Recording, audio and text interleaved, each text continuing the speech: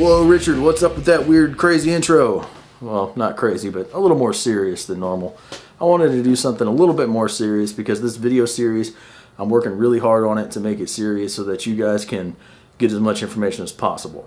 We're going to do how to paint your guitar at home, ultimate in-depth style. But wait, everybody paints their guitars on YouTube, and they do it with spray cans. What's going to make your videos any different? This set of 3 is going to be all about how to do it at home with as minimal tools as possible, but in depth. I want to give you guys all the steps that normally get skipped on some of these bigger channels. They kind of gloss over the little things.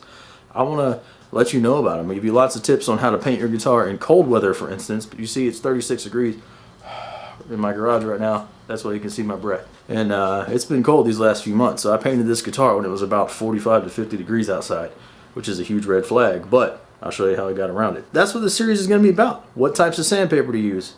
We're going to talk in depth about clear coat and things like that.